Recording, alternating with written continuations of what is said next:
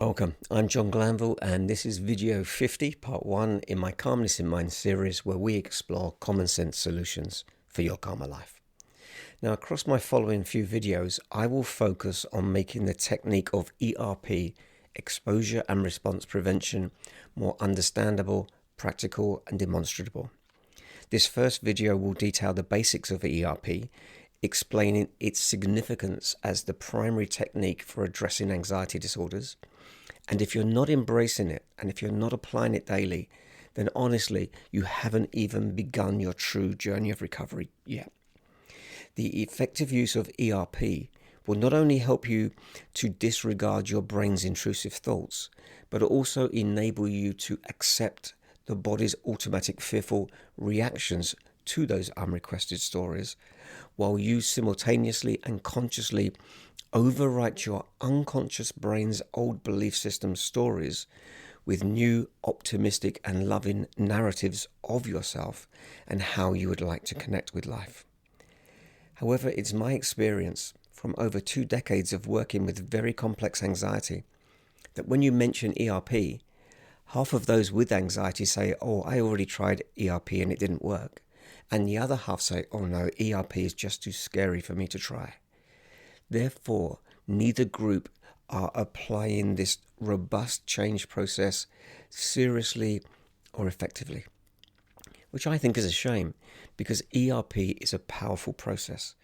And by gradually exposing yourself to the things that make you anxious and learning to resist the urge to perform compulsive behaviors, you learn how to tolerate uncertainty and you become more comfortable with feeling out of control.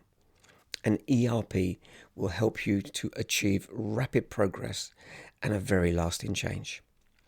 Yes, it's awkward to do initially, and yes, it will force you to take more responsibility for your life. However, it's no less scary than living with anxiety and believing that there is no escape from it. So if you are not currently embracing this proven strategy, it means you were taught ERP incorrectly, or you don't understand it well enough to apply it effectively, or perhaps you receive some secondary gain by unconsciously sabotaging your recovery, such as receiving financial or housing benefits through your existing incapacitation.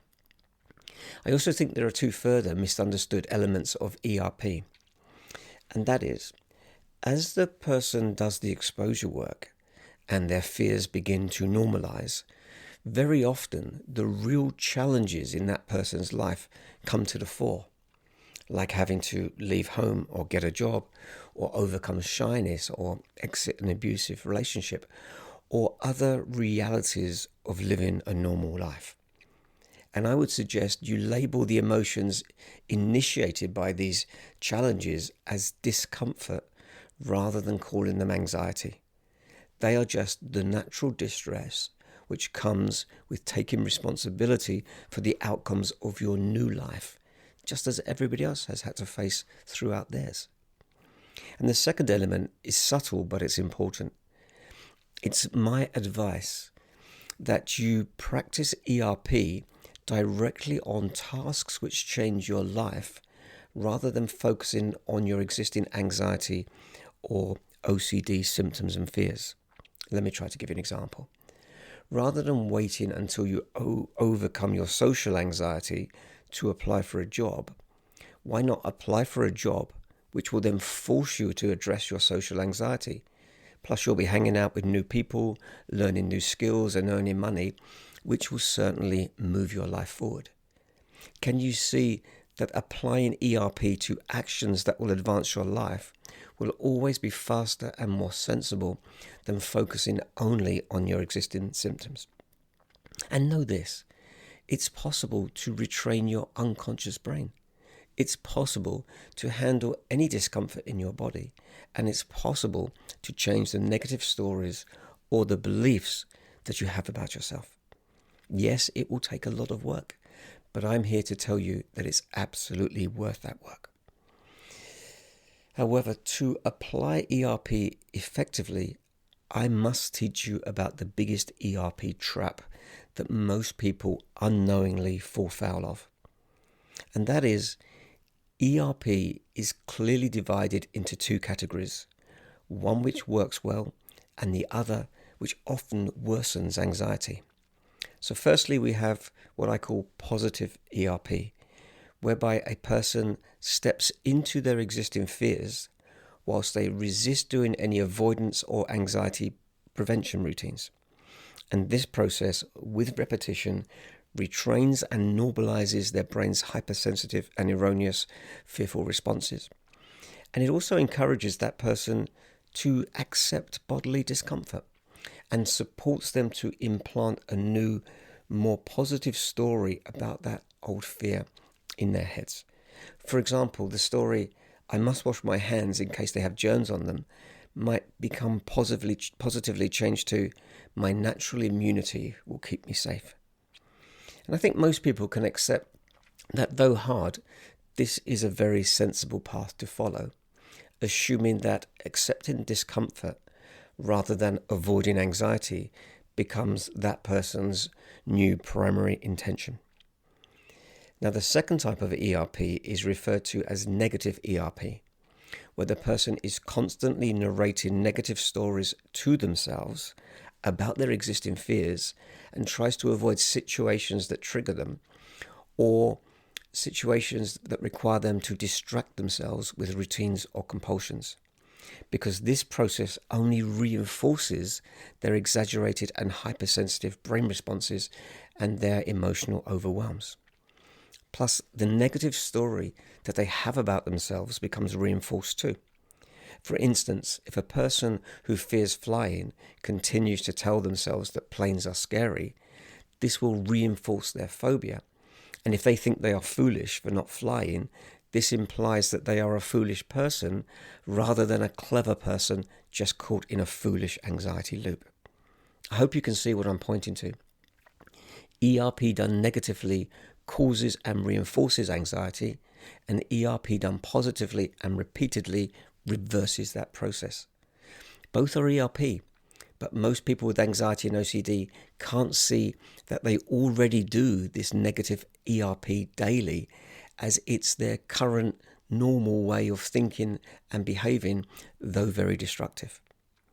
It's like I detailed in video 43, where I discussed the power of placebo and how a positive thought or belief can positively affect the body regardless of its truth, and how a negative thought or belief can negatively affect the body regardless of that truth. And in that instance, we call it nocebo. One is good for you and the other is bad for you. Such is the power of a belief system on your body, irrespective of the truth of that belief. And even though science can prove this is true, anxious people still cling to negative beliefs, which cause their bodies to have negative responses, which tire them out and cause them to avoid anything that triggers those fears. This process must be reversed, which is what positive ERP does. Or perhaps we should call it what it is, a simple and effective new placebo story. So step 1 of the Calmness in Mind process is to ditch the phrase ERP and switch to using the concept, am I consciously and optimistically placeboing my brain and body into new positive states? Or at least, can you recognize I am unknowingly noceboing my brain and body to remain in negative and fearful states? It's likely that you're already an ERP expert, but you unknowingly learned how to use it in the wrong direction, thus unknowingly reinforcing your anxiety rather than reversing it. Now, I'm sorry if this sounds too simplistic, but it's true. And I'm always surprised that traditional psychology overcomplicates the change process and overlooks the most powerful yet free attitudes of optimism and trust, which can be used to replace a person's old negative belief systems of pessimism and doubt. Or if we were to simplify it even further, we might say it's the ability to learn how to try new things whilst retraining the body to accept discomfort, then repeating those behaviors until the unconscious brain updates its old negative story to become a positive one. The process is simple, just nobody taught you how to do this when you were young. And as an adult, you'll probably doubt that it will work, though it absolutely does, but only if you embrace it and repeatedly apply it. So let me introduce you to my DESIRE acronym, which will help guide you towards more positive ERP actions. Now, the D of DESIRE stands for decisions.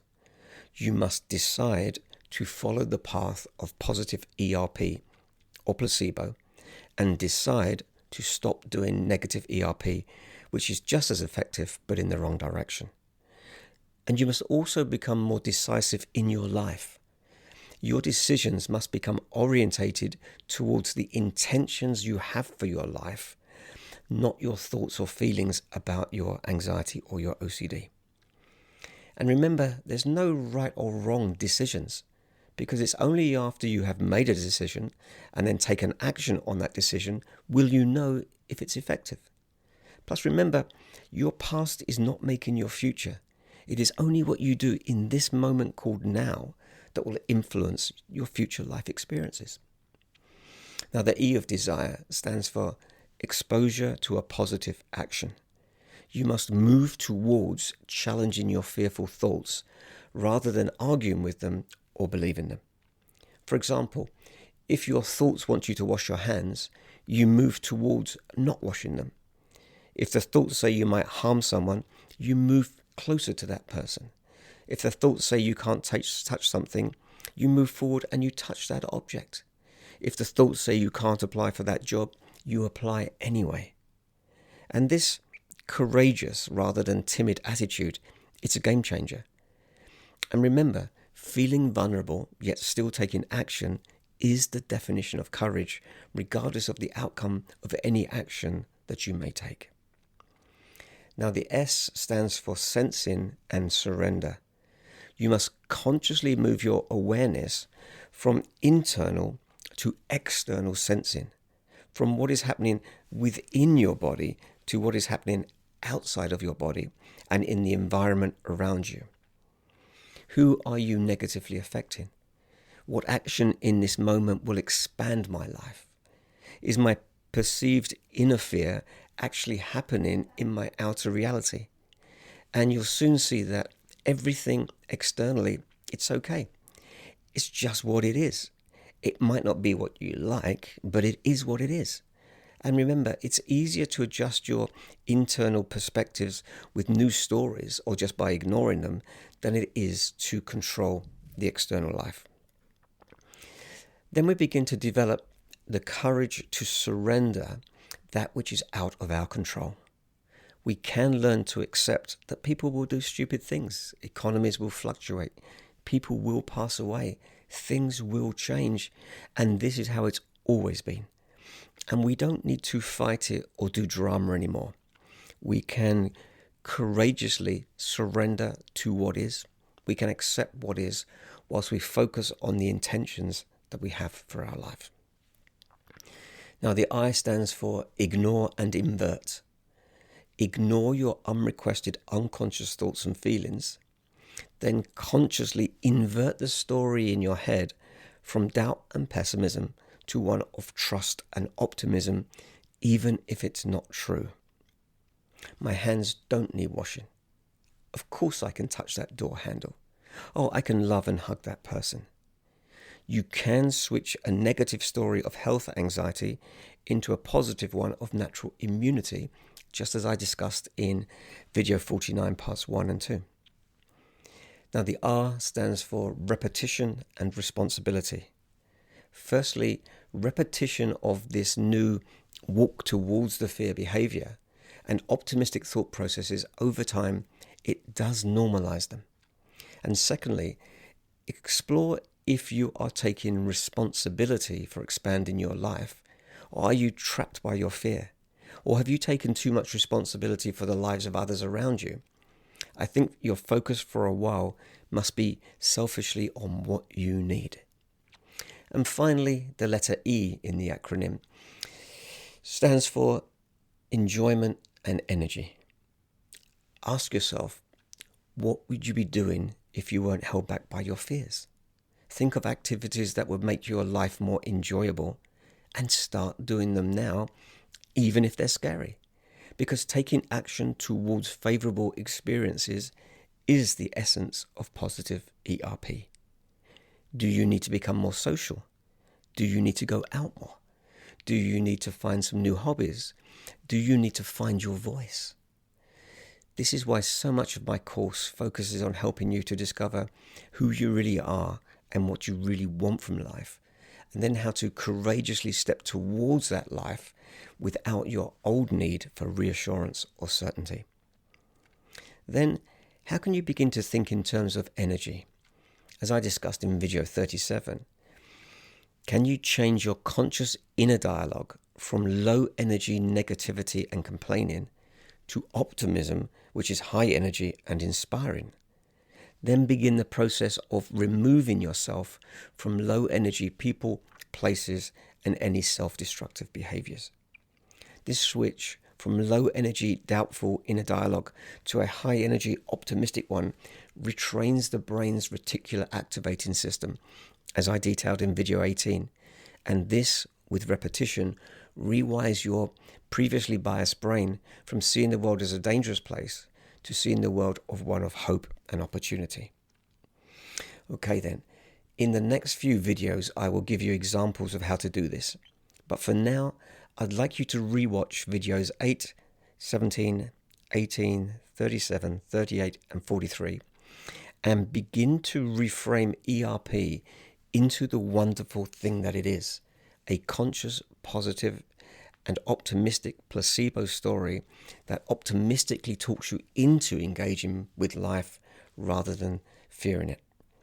And finally, I would advise you complete my decision-making document detailed in video 32 part 2, as this will become the basis of your new positive ERP story.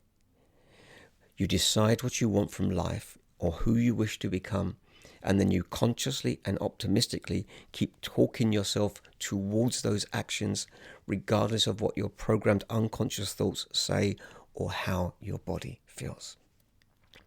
Okay, in my next video, I will give you examples of techniques and scripts enabling you to apply this ERP effectively. And if you're not already signed up for my anxiety recovery course, it can be found at www.patreon.com/The Anxiety Specialist, where for a small monthly fee, you can access over 50 videos which give you all the practical tools you need to find more calmness, courage, and confidence. Thanks a lot.